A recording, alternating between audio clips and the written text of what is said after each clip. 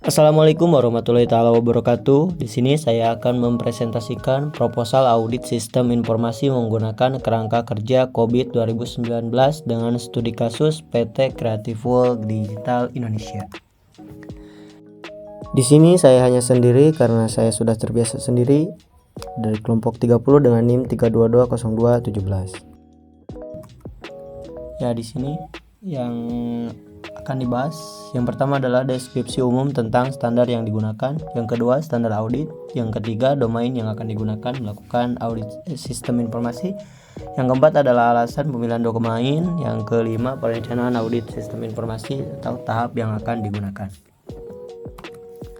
Yang pertama, deskripsi umum tentang standar yang digunakan. COVID 2019 adalah standar yang digunakan untuk mengevaluasi dan meningkatkan tata kelola teknologi informasi dalam sebuah organisasi. Standar ini memberikan panduan terkait manajemen, tujuan terkait bisnis dan kontinuitas teknologi informasi, serta manajemen keamanan informasi.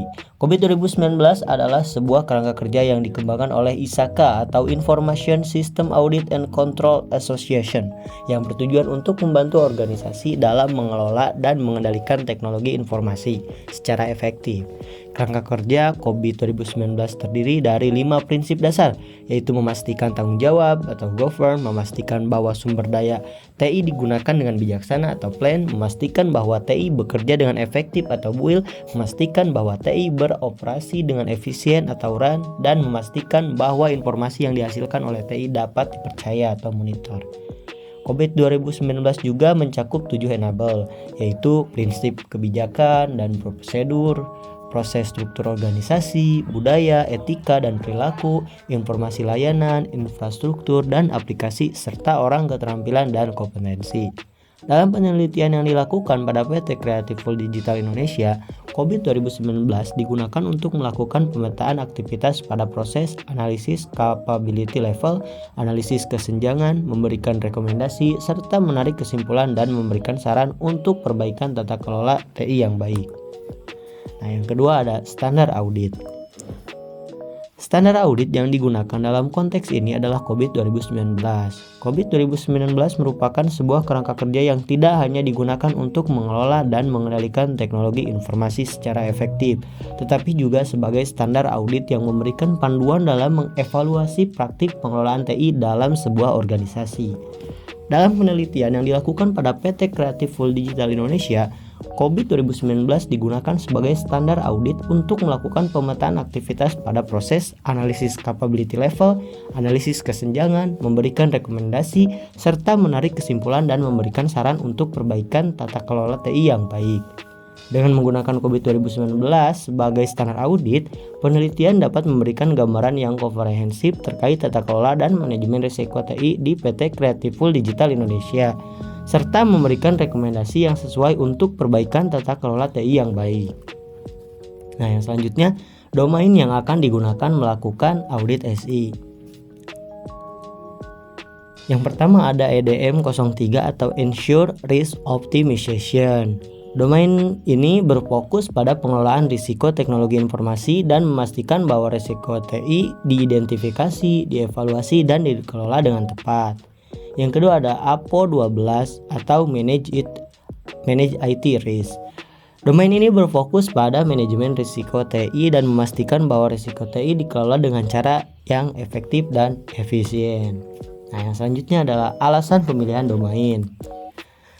Domain EDM 03 atau Ensure Risk Optimization dan APO 12 atau Manage IT Risk dipilih karena fokusnya yang sesuai dengan kebutuhan PT Creative World Digital Indonesia dalam mengelola risiko TI.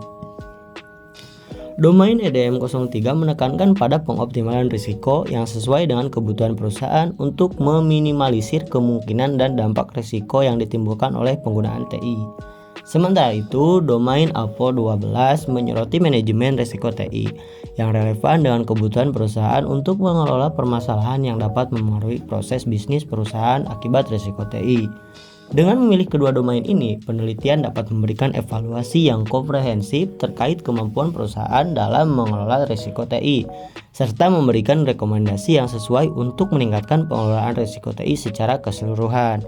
Dengan demikian, pemilihan domain EDM03 dan APO12 dalam penelitian ini didasari oleh kebutuhan perusahaan untuk mengoptimalkan pengelolaan risiko TI dan memastikan manajemen risiko TI yang efektif, sesuai dengan tujuan penelitian untuk memberikan rekomendasi yang dapat meningkatkan tata kelola dan manajemen risiko TI di PT Creativeful Digital Indonesia. Nah, yang terakhir adalah perencanaan audit SI atau tahap yang akan digunakan. Tahapan audit sistem informasi mencakup aktivitas. Yang pertama adalah perencanaan atau planning. Meliputi beberapa aktivitas yang penting. Pertama, melakukan penentuan awal keadaan perusahaan untuk memahami permasalahan perusahaan dan mengevaluasinya.